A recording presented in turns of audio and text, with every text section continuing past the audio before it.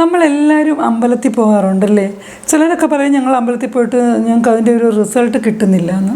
നമ്മൾ അമ്പലത്തിൽ പോയി കഴിഞ്ഞാൽ ക്ഷേത്രാചാരങ്ങളെക്കുറിച്ചൊക്കെ നല്ല ബോധമുള്ളവരായിരിക്കണം. അതല്ലെങ്കിൽ ഏറ്റവും കുറഞ്ഞത് നമ്മൾ ആദ്യം ആരെയാണ് തൊഴേണ്ടത് എന്നുള്ള ഒരു ബോധമെങ്കിലും നമുക്കുണ്ടാവണം. ആദ്യം നമ്മൾ തൊഴേണ്ടത് ഗണപതി ഭഗവാനെ. ഏതൊരു ക്ഷേത്രത്തിൽ പോയാലും ആദ്യം ഗണപതി ഭഗവാനെ കണ്ട് അദ്ദേഹത്തിന് വേണ്ട വഴിപാടുകൾ നമ്മളെ കൊണ്ട് കഴിയുന്ന യഥാശക്തി എന്നാണ് പറയുന്നത്, യഥാശക്തി വഴിപാടുകൾ ചെയ്ത് പ്രാർത്ഥിച്ച ശേഷം വേണം ബാക്കിയുള്ള ദേവന്മാരെ ദർശിക്കേണ്ടതും പ്രാർത്ഥിക്കേണ്ടതുമൊക്കെ. അങ്ങനെ ചെയ്താൽ മാത്രമേ ഈശ്വര ചൈതന്യം നിങ്ങളിലേക്ക് ഒഴുകിയെത്തുള്ളൂ. അല്ലാതെ ആദ്യം പ്രാർത്ഥിക്കേണ്ട ആളെ ഒരിക്കലും നിങ്ങൾ അവസാനം പ്രാർത്ഥിക്കാൻ പാടില്ല. ചില ക്ഷേത്രങ്ങളിലൊക്കെ ഏറ്റവും അവസാനം ഗണപതിയെ പ്രതിഷ്ഠിക്കുന്ന ഇത് കണ്ടുവരുന്നുണ്ട്. അതൊക്കെ ചില താന്ത്രിക രഹസ്യങ്ങളാണ്. അതിനെപ്പറ്റി ഞാൻ ഇപ്പോൾ സംസാരിക്കുന്നില്ല. എങ്കിൽ പോലും നിങ്ങളെപ്പോഴും ശ്രദ്ധിക്കേണ്ടത് ഒരു ക്ഷേത്രത്തിൽ പോയാൽ ആദ്യം ഗണപതി ഭഗവാനെ തന്നെ തൊഴുക.